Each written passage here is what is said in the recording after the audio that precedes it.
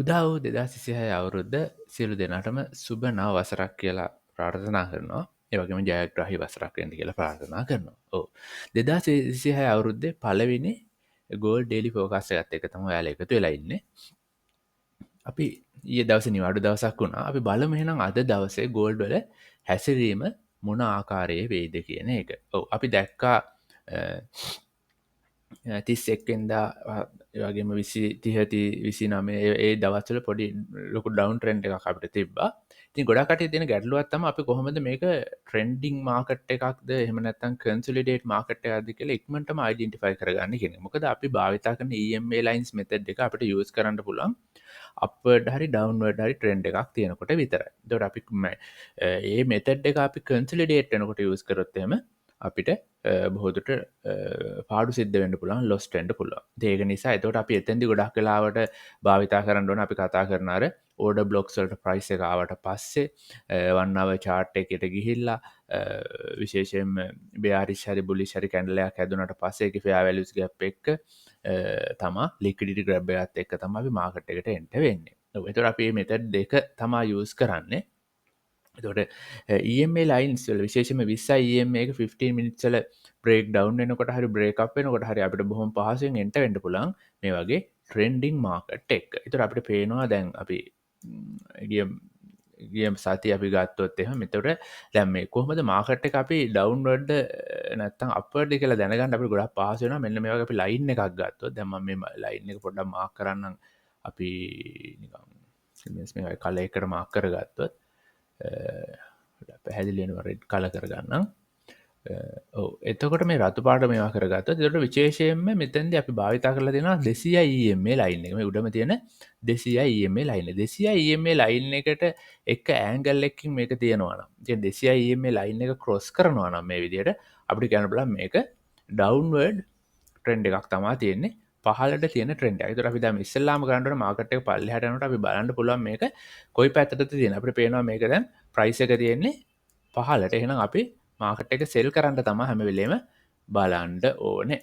ඔව් දැන් එතකොට මෙතෙන්දී අපි ගත්තොත් එම් 15 minutes chart එකේදී එතකොට අපි ඒත් ඉන්න ඕනේ මේ විදිහේ සැකස්මක් හැදෙනකම්. මොකද්ද අපි සැකස්ම EMA lines තියෙන්න ඕනේ පහළට ඔක්කොම එකම අවරෝහණ පිළිවෙලට. එතකොට අපිට පේනවා ඊට පස්සේ තමයි ක්‍රොස් ඕවර් එක අපි යූස් කරන. එතකොට ඔයාලට පේනවා ඇති බොහොම පැහැදිලිව මෙන්න මෙතන අවරෝහණ පිළිවෙලට හැදෙනකොටම මෙතන පහළට එකක් ඇවිල්ලා දෙන. ඒක අපිට පැහැදිලි මදි නම් එතකොට මෙතනදි තමයි කැන්ඩල් එක හරියටම අවරෝහණ පිළිවෙලටම වෙන්න ඔයාලට පේනවා. එතකොට පළවෙනි කැන්ඩල් එකටම හරියටම අපි ඒක එන්ටර් කරගන්න ඕන. මෙතනින් ඒක පළවෙනියටම අපිට එන්ටර් කරගන්න පුළුවන්. එතකොට දැන් මෙතන අපි දැන් මෙතන එක්සැම්පල් එකක් දැන් මේක ෂෝට් කරොත් එහෙම අපේ ස්ටොප් ලොස් එක අනිවාර්යෙන් තියන්න ඕනේ මේකට උඩින්. එහෙම නැත්නම් මේ උඩ තියෙන EMA ලයින් එකට උඩින් තිබ්බනම් ගොඩක් හොඳයි. එහෙම නැත්නම් අපේ කැන්ඩල් එකට උඩින් තියන්න ඕනේ. ඒකේ වීක් එකට උඩින්.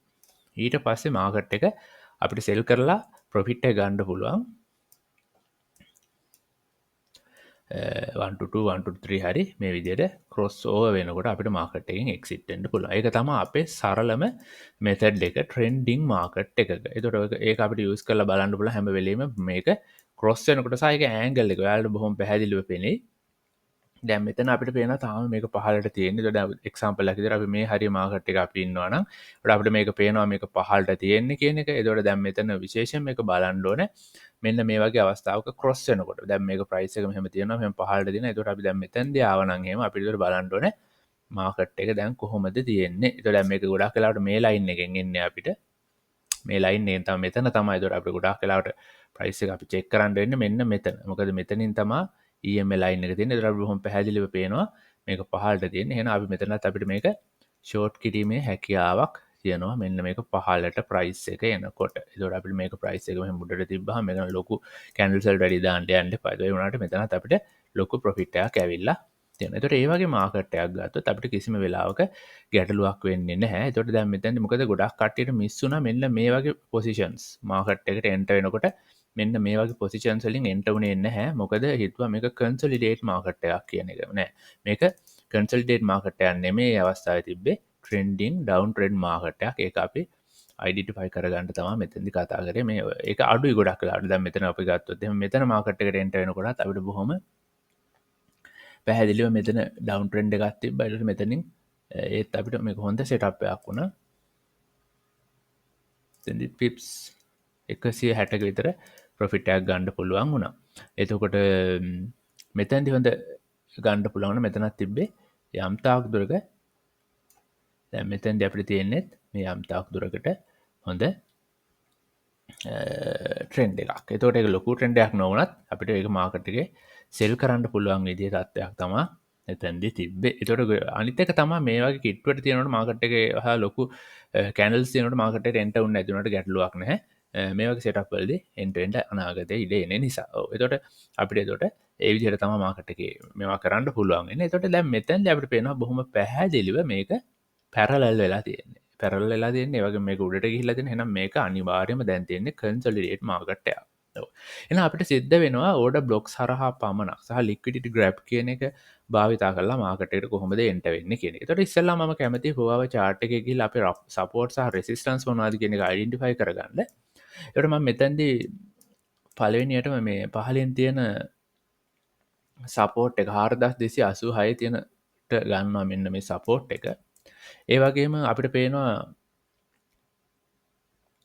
තව සපෝට් එකක් තියෙනවා 4342 ඒක මම කැමති 4327 මෙන්න මෙතන සපෝට් එකක් විදිහට මාක් කරගන්න මෙතන සපෝට් ලයින් එකක් විදිහට. ඒ වගේම අපිට තියෙනවා 4381 තියෙන සපෝට් ලයින් රෙසිස්ටන්ස් එක මම ගන්නවා 4389. ඒ වගේ චූටි චේන්ජස් තමයි අපිට කරන්න වෙන්නේ. මේක මේ සපෝට්ස් අපි අලුතෙන් අඳපු ඒවා නෙමෙයි සපෝට්ස් සහ රෙසිස්ටන්ස් මේවා කලින් අඳපු ඒවා. ඒකට අනුව දැන් අපි වෙනස්කම් කරා. ඒ වගේම මට හිතෙනවා මෙතන තියෙන එක අපිට තව ඩොඩක් පහළට ගත්තත් හොඳයි. 4000 BOS එකත් එක්කම අපි දාමු බ්‍රේක් ඔෆ් ස්ට්‍රක්චර් එකත් එක්ක 4311ට අලුතෙන් සපෝට් එකක් ආවා. ඔව් දැන් අපි යනවා බයි සෝන් සහ සෙල් සෝන්ස් අඳින්න for our chart එකට අදාළව. ඒතකොට මම ගොඩාක් බයි සෝන් සහ සෙල් සෝන් අඳින්නේ නැහැ. ඒකට මම කැමති පළවෙනි බයි සෝන් එක අඳින්න 4389 ආශ්‍රය කරගෙන. ඒතකොට මෙතෙන්දී අපි ඒක තමයි අපේ පළවෙනි බයි සෝන් එක 4389 තමයි අපේ පළවෙනි සමාන සෙල් සෝන් එක තියෙන්නේ. ඊළඟට තව සෙල් සෝන් එකක් බයි සෝන් එකක් අඳින්න බලා 4385 කියන ඒරියා එකේ 4385 මේ දෙක තමයි අපිට මේජර් බයි සහ සෙල් සෝන්ස් අපිට for our chart එකේ ගහන්න පුළුවන්. ඉතින් මම මේක ගොඩක් වෙලාවට බයි එකක් විදිහට මාක් කරගන්නවා. එතකොට මේ ගොඩක් වැදගත්තේ ඉදිරියේදී ලොකු එතකොට අපිට ගොඩක් වෙලාවට ඕනනම් ඒක යූස් කරන්න පුළුවන් ඩයිවර්ජන්ස් මෙතඩ්ස් වලදී උනත් අපි පස්සේ ඒවා ගැන කතා කරමු. හොව සෙල් එකක් විදිහට මේක මාක් කරගන්න පුළුවන් අපිට. එතකොට මේක මේ තැන් වලට ආවම අපි වැඩිපුර ලොකු ඕඩර්ස් අපිට එන්ටර් වෙන්න පුළුවන්. මොකද මේවා හොව බයි සහ සෙල් සෝන්ස් නිසා. එතකොට දැන් මම යනවා 1 hour වලදී මේ ඉන්ට්‍රාඩේ ලිමිට් ස්කැල්පින් වගේ කරනකොට දැන් ඔයාලට පේනවා ඇති මේක පොඩ්ඩක් විසිබිලිටි එක නැති නිසා විසිබිලිටි ගන්නම්.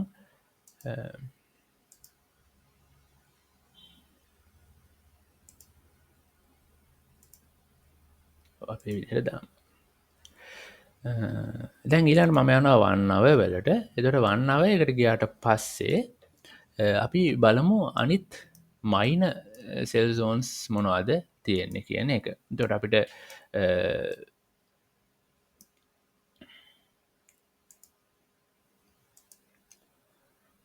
මෙතන අපිට තියෙන කුඩා දැන් මෙතන හැදිලා තියෙනවා අපිට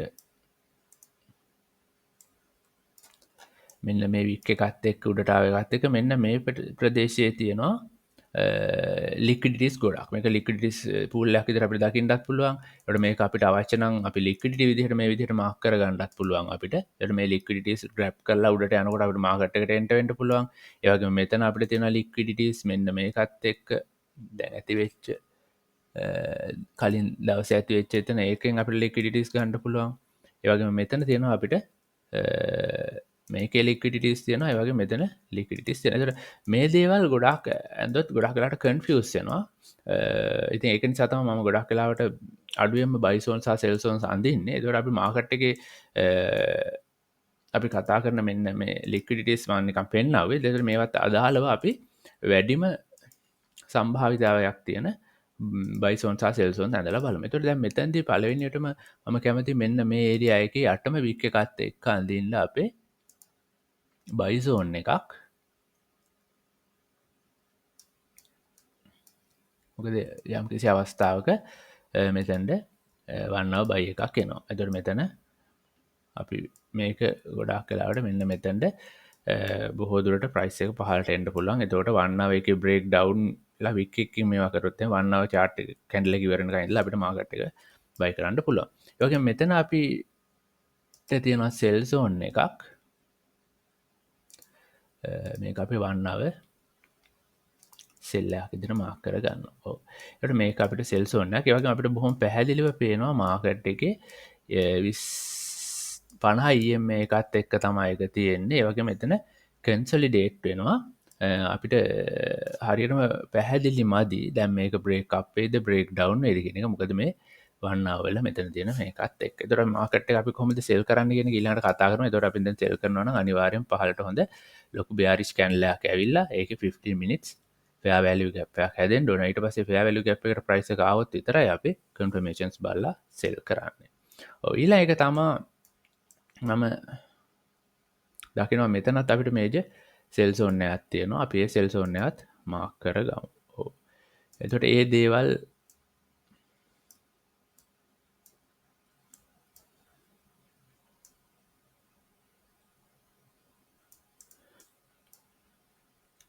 මේ ප්‍රදේශ තමයි අද ගොඩාක් දුරට අපිට වැදගත් වෙන්නේ. ඒ වගේම මෙතන ලොකු fair values gap තියෙනවා.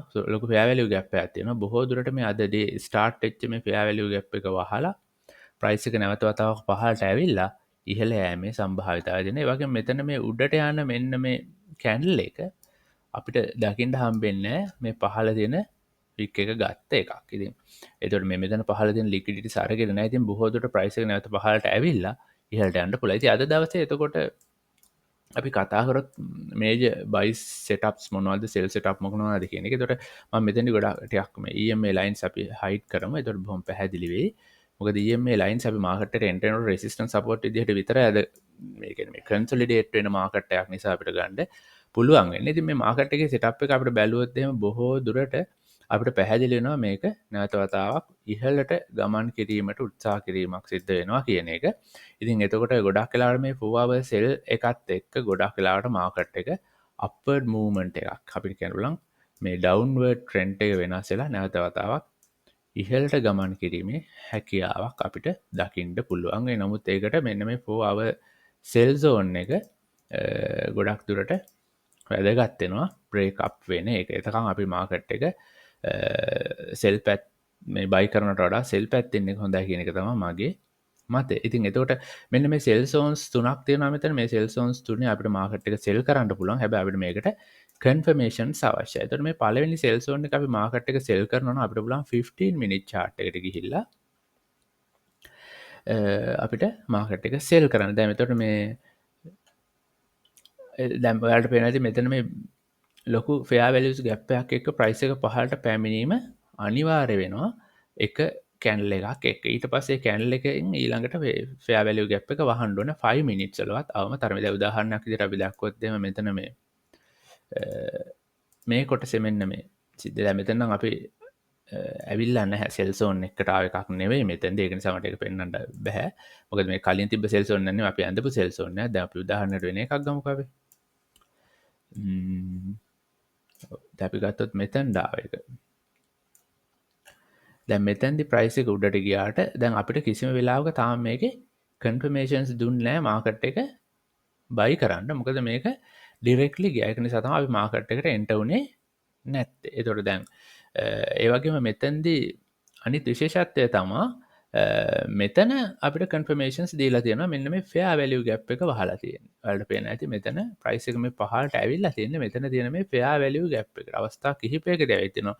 නමුත් තාම මේ fair value gap එක නිවැරදිව වහලා නැහැ. ඉතින් ඒක නිසා අපිට බලාපොරොත්තු වෙන්න පුළුවන් තව එක වතාවක් price එක පහළට ඇවිල්ලා ඒ fair value gap එක වහන්න price එක එයි කියලා. එහෙම වුණොත් නම් අපිට market එක buy කිරීමේ හැකියාව තියෙනවා. ඉතින් තාම තියෙන්නේ අපි හිතනවා market එක sell පැත්තේ තියෙන්නේ. ඉතින් sell කරන්න බොහෝ දුරට අපි බැලුවොත් එහෙම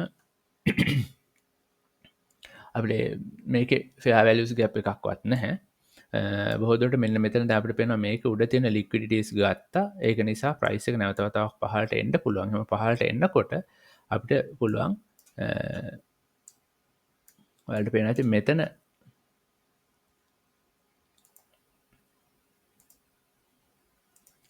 මෙන්න මේ විදිහේ ෆෙයා වැලියු ගැප් එකට ප්‍රයිස් එක එන්න පුළුවන්. දැන් මෙතන අපි මාකට් එකේ එන්න වෙන්න පුළුවන් මේ සෙල් එකක් නම් මෙන්න මෙතනදී. හරිද? ඒතකොට මාකට් එක සෙල් කිරීම හැකියාව තියෙනවා. අපි දැන් එතෙන්දී බලන්න පුළුවන් 15 minutes ඉල EMA lines කොහොමද සැකසීලා තිබ්බේ.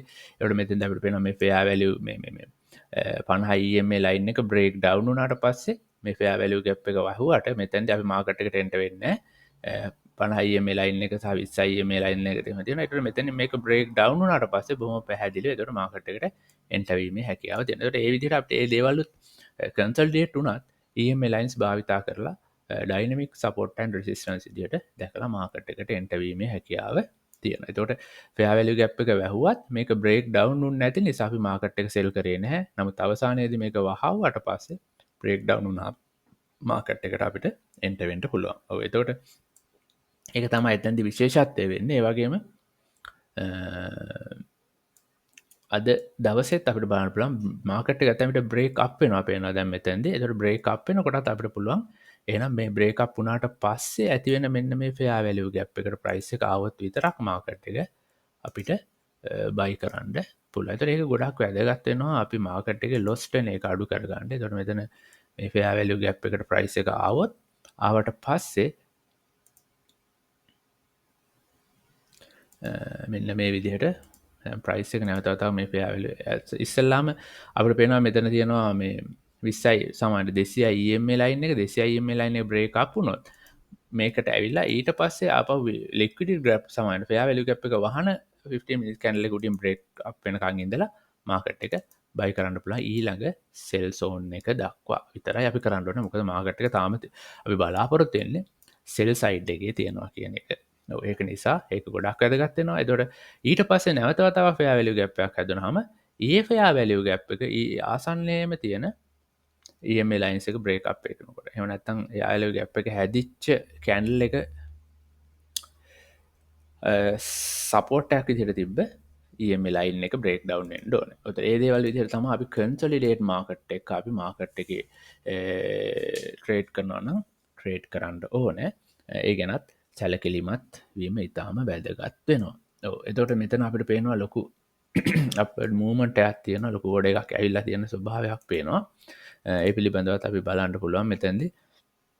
ඒ වුණාට කන්ෆර්මේෂන්ස් බලලම මාකට් එකට එන්ටර් එක තමයි හොඳ. මොකද නිව්යෝර්ක් සෙෂන් එක සහ ලන්ඩන් ඕපන් හැර අනිත් හැම අවස්ථාවකම අපි දන්නේ නැහැ මාකට් එකේ ලික්විඩිටි කොයි විදිහට තියනවද නැද්ද කියන එක. ඔව් එහෙනම් අද දවසේ වීඩියෝ එකත් එක්ක එකතු වෙච්ච ඔයාලා සියලු දෙනාටම සුබ දවසක් කියලා ප්‍රාර්ථනා කරමින් අපි අදට